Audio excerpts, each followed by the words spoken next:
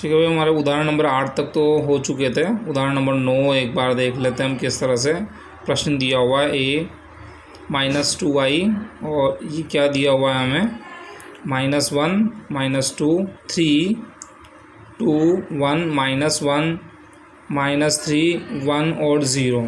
ठीक है, और हमसे पूछा है कि a इंटू ए ट्रांसपोज क्या होगा। तो जब मुझे a इंटू ए ट्रांसपोज ज्ञात करना है, मतलब मुझे a ट्रांसपोज ज्ञात करना है, सबसे पहले तो मुझे मेरे पास a होना चाहिए। a उसने सीधे सीधे नहीं दिया, उसने कहा कि a ज्ञात करो, तो काफ़ी आसान है। a बराबर ये -2i है ना, उधर जाएगा तो क्या हो जाएगा +2i। इसको तो ऐसा लिख दूँ -1 -2 3 और इसके बाद हो गया 2 1 -1 और इसके बाद हो गया ये -3 1 और 0। ठीक है, और +2i, तो 2 इंटू और आई क्या करोगे अब यहाँ क्या है कि हमें अपने हिसाब से, जैसे ये जब हमें जोड़ना है ना, तो इन दोनों मैट्रिक्स का क्रम क्या होना चाहिए, समान होना चाहिए। तो हमें आई भी जो है वो 3 इंटू 3 वाला लेना पड़ेगा। ये हमें अपने हिसाब से देखना है भाई, है ना, इतना आइडिया होना चाहिए। क्योंकि जोड़ेंगे कैसे, अगर हम 2/2 ले लेंगे तो कैसे जोड़ेंगे भाई, इसलिए 1 0 0 0 1 0 और 0 0 1।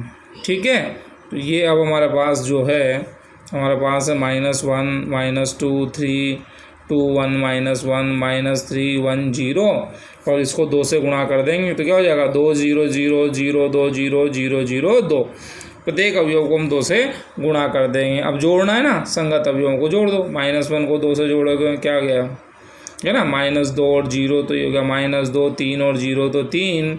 इसके बाद 2 0 2 1 2 जो है 3 हो गया, -1 और 0 जो है -1 है, -3 और 0 -3 है, 1 0 1 और 0 और 2 ये हो गया 2।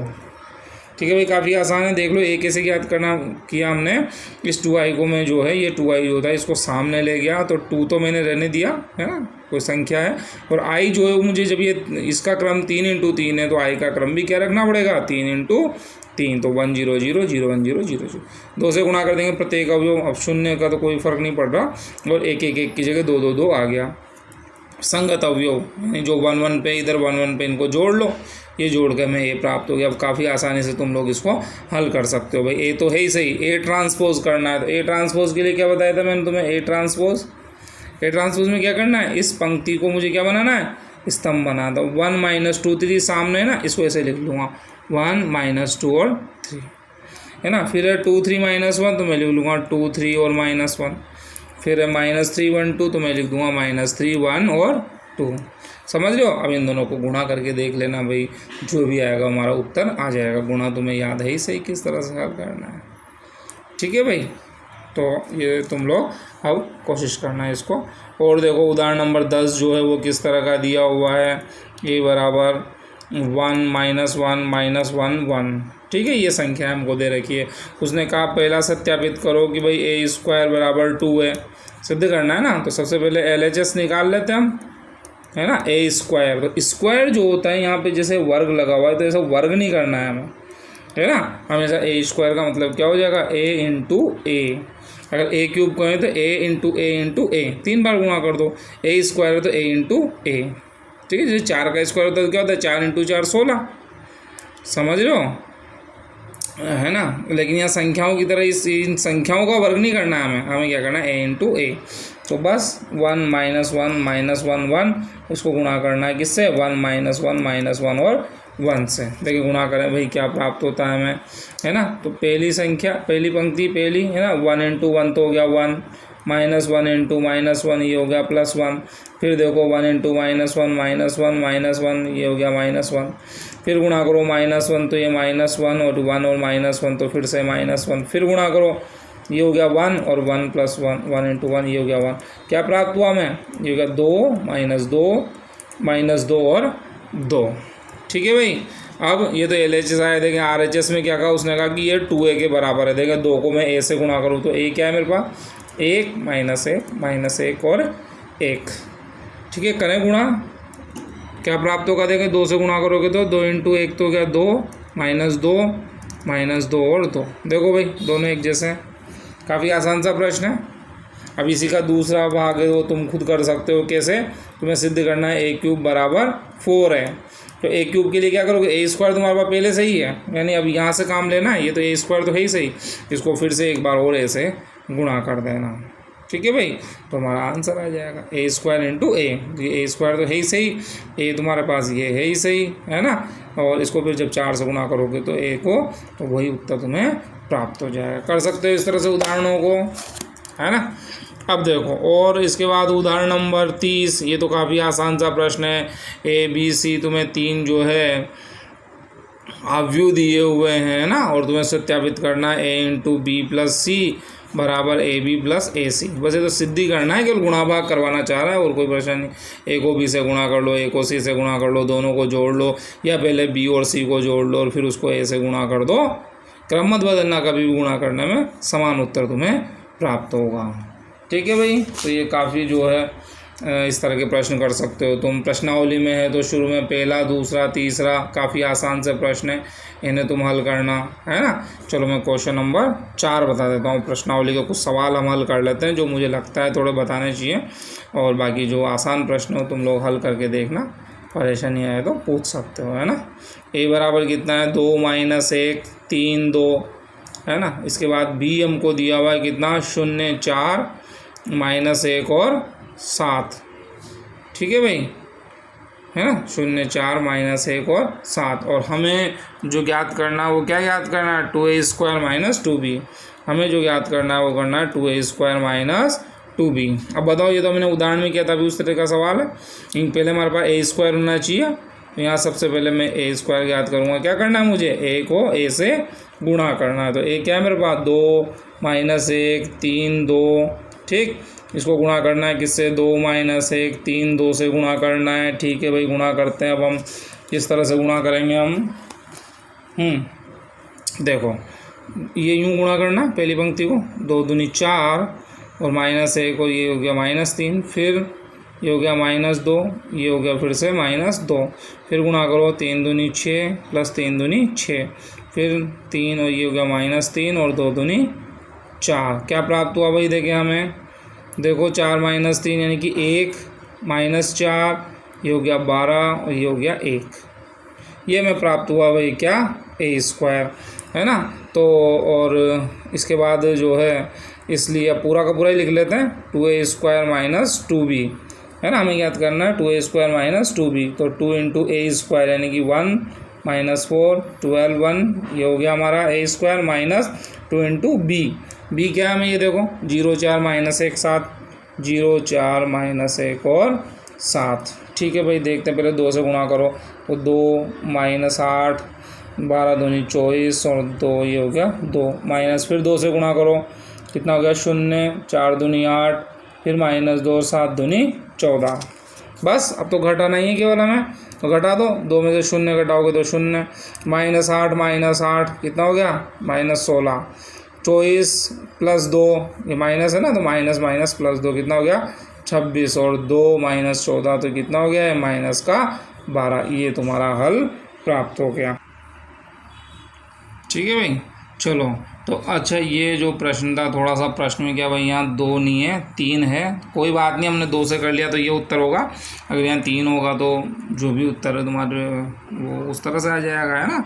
यहाँ महत्वपूर्ण केवल a² था, वो तुम कर सकते हो, ये सब जोड़ घटाना तुम, तो यहाँ 3 रख के एक बार फिर से इस प्रश्न को हल करके देख लेना। ठीक है, इसके बाद 5वां प्रश्न बिल्कुल आसान सा है, गुणा भाग करना है तो तुम खुद कर लोगे। 6ठा प्रश्न जरूर थोड़ा सा ध्यान से देखना भाई, इसे ये थोड़ा अलग से सवाल है। कैसे दिया हुआ है, f(x) बराबर cos x minus sin x, इसके बाद है 0 0, इसके बाद है जो है sin x, इसके बाद है cos x, इसके बाद है 0 0 0 और 1।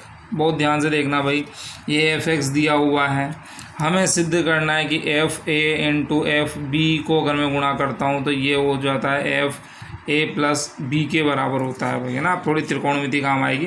f(a) को f(b) से गुणा करें तो उत्तर आना चाहिए f कोष्टक में a + b। ठीक है भाई, f(a) हम यहाँ से निकाल सकते हैं, f(b) निकाल सकते हैं, दोनों को गुणा करेंगे ये उत्तर आएगा। तो हम साधारणतया तो हम कर ही सकते हैं, लेकिन थोड़ा सा यहाँ विशेष अगर इस प्रश्न को ध्यान से देखेंगे तो जो ये प्रश्न हमें 3/3 का दिख रहा है, ये वास्तविकता अगर हम देखें तो देखो भाई ये जीरो, जब ये इस तरह की स्थिति ना यहाँ 1 हो और बाकी ये अन्य अवयव 0 0 0, तो ये 3/3 का नहीं है, जो मान के चलो कि ये 2/2 का ही जो है मतलब हमारा हाफ यू है। समझ रहे हो बात को? ये 3/3 का दिख रहा है ना, हम आखिरी में इसको 3/3 का बना देंगे। पूरी कैलकुलेशन के लिए इसको 2/2 का मानो, केवल ये जो है इन सबको गायब कर दो, ये जो इस पंक्ति को और इस पंक्ति इस स्तंभ को गायब कर दो, पीछे वालों को, केवल cos x minus sin x और sin x और cos x। ठीक है भाई, केवल इससे हम प्रश्न को हल करेंगे ना, इतना सब बार बार नहीं लिखेंगे। ठीक है, आराम से जो है। अब एफ ए अगर मैं कहूँगा तो क्या हो जाएगा भाई, निश्चित रूप से जो ए रखा मैंने किसकी जगह रखा, एक्स की जगह ए रखा, सब जगह ए रख दो, क्या हो जाएगा ये कोस ए माइनस साइन है और साइन है और कोस ए, ये हो गया एफ ए। अगर मैं एफ बी करूँ तो क्या हो जाएगा, अब सब जगह बी लिख दो, ये हो गया cos B minus sine B और कोस बी। समझ रहे हो बात को? अब गुणा कर दें इनको, देखें क्या हल प्राप्त होता है हमको। हाँ, तो अब हम जो LHS था वो क्या था हमारा, एफ ए को मुझे गुणा करना है किससे, एफ बी से मुझे गुणा करना है। ध्यान देना भाई, एफ ए को एफ बी से, तो एफ ए क्या था मेरे पास, कोस ए और साइन है, माइनस साइन है, ठीक है भाई, और साइन है और कॉस ए। ठीक है, इसको गुणा करना है किससे, cos B minus sine B और कोस बी। देखते हैं भाई क्या हल प्राप्त होता है। कोस ए को कोस बी से गुणा करोगे, क्या लिख दूंगा, गुणा तो कुछ नहीं होगा, बस लिख दूंगा साथ में कोस ए कोस बी, और ये माइनस साइन है साइन बी, माइनस साइन है साइन बी, थोड़ा जो है बड़ी संख्या है। अब देखो कोस ए को फिर इससे गुणा करूँगा माइनस से, तो माइनस कोस ए साइन बी प्लस नहीं, एक बार फिर से माइनस है ना, साइन है कोस बी, साइन है कॉस बी, थोड़ा जगह कम पड़ गई भाई, चलो इधर थोड़ा छोटा लिखेंगे इस बार। ये जो है दूसरी पंक्ति को इससे गुणा करो, है ना, ये क्या है, माइनस नहीं है, माइनस कर गया, है ना, साइन ए कोस बी, ये हो गया साइन ए कोस बी। ठीक है भाई, क्या हो गया, ये क्या गुणा करना है अपन, साइन ए कोस बी प्लस कोस ए साइन बी प्लस कोस ए साइन बी। अगला देख लो भाई, ये माइनस वाला है ना, तो माइनस का क्या हो जाएगा, साइन ए साइन बी प्लस, है ना, ये साइन ए साइन बी प्लस और कोस है कोस बी। थोड़ा ध्यान से देख लो भाई, इसके बाद तो अगले स्टेप में तो आंसर आ ही जाएगा हमारे पास। देखो ये मैंने गुणा किया है, ऐसे सीधा सीधा लिखते जाओ, कोस है कोस बी, यहाँ कोई दिक्कत नहीं है, माइनस था तो माइनस आ गया, साइन है साइन बी। इधर देखो इसको फिर से गुणा करो, ये माइनस का है तो माइनस कोस है साइन बी, और फिर से माइनस है यहाँ पे, माइनस साइन है कोस बी। ठीक है, यहाँ से इसको गुणा करोगे, थोड़ा यूँ कर लूँ नहीं तो निशान बन जाएंगे, साइन है कोस बी, ये साइन है कोस बी प्लस कोस है साइन बी, और फिर इसको इससे गुणा करा तो एक माइनस वाला है, माइनस साइन है cos sine B plus cos है कोस बी। अब देख लो भाई, तुम्हें त्रिकोणमिति के 11वीं के सूत्र यहाँ होने चाहिए। कोस है कोस बी माइनस साइन है साइन बी, किसका सूत्र था, कोस ए प्लस बी का। किसका सूत्र था भाई, कॉस ए प्लस बी का। इधर से देखो दोनों जगह माइनस है, अगर मैं माइनस कॉमन ले लूँ, एक बार माइनस भूल जाओ दोनों में से, है ना, माइनस तो बाहर लगा दो। अब देखो कोस ए साइन बी प्लस साइन ए कोस बी, या यूँ बोल दो साइन ए कोस बी प्लस कोस ए साइन बी, साइन ए प्लस बी का। किसका सूत्र भाई, साइन ए प्लस बी का, है ना। इधर देखो साइन ए कोस बी प्लस कोस ए साइन बी, वही है ना, यही वाला सूत्र। किसका सूत्र है, साइन ए प्लस बी का। और यहाँ पे देखो कोस है कोस बी, पहले इसको पढ़ो, कोस है कोस बी माइनस साइन है साइन बी, वही ना जो यहाँ था। किसका सूत्र है, कोस ए प्लस बी का। देखो भाई ये हमारा LHS आया यार, RHS उसने क्या कहा, RHS होना चाहिए एफ ए प्लस बी, तो हम जो हमारे पास था उसकी जगह क्या लिख देंगे, कोस ए प्लस बी माइनस साइन ए प्लस बी, एक्स की जगह रख देना सब जगह, साइन ए प्लस बी और कॉस ए प्लस बी। ये लो भाई, ये हमारा हल प्राप्त हो गया। और ठीक है, सूत्र तो याद होने ही चाहिए, खैर वो तो एक साधारण सी बात है, नहीं भी हो तो यहाँ प्रश्न से भी लग सकता है आइडिया कि ए प्लस बी आएगा भाई कोस वाला, तो ये यहाँ से इधर से देख देख के लिख दो भले इसे, है ना, इस प्रश्न के लिए तो। बट सूत्र तो आना ही चाहिए हमें भाई कि कोस है कोस बी माइनस साइन है साइन बी, तो कोस ए प्लस बी, कोस है कोस बी प्लस साइन है साइन बी, कोस ए माइनस बी, है ना, ध्यान होना चाहिए। और साइन ए कोस बी प्लस कोस ए साइन बी साइन ए प्लस बी, साइन ए कोस बी माइनस कोस ए साइन बी साइन ए माइनस बी, इस तरह के सूत्र मैंने त्रिकोणमिति को जो लिखा है वो तो खैर हमेशा ही याद होने चाहिए भाई, उनके बिना वैसे भी हमें काम नहीं चलने वाला है। ठीक है, तो इस तरह अब मैंने ये कहा था कि इसको 2/2 से कर दिया, अब तुम कहोगे इसको 3/3 से, तो इसको जैसे यहाँ लिखोगे ना आगे, तो इसको जो है 3/3 से हम ऐसे लिख दो वापस से, है ना, जो हमारा जो था कोस ए और माइनस साइन ए प्लस बी, और यहाँ साइन ए प्लस बी और कोस ए प्लस बी जो भी, और 0 0 1 0 0 इस तरह से, है ना। बाकी ऐसे नहीं कि 3/3 का लेकर हम हल करेंगे तो बहुत समय लगेगा, 2 नंबर का आएगा, हमें समय को जो है व्यर्थ नष्ट नहीं करना है। ठीक है, अब शेष प्रश्न और आगे डिस्कस करेंगे नेक्स्ट वीडियो में।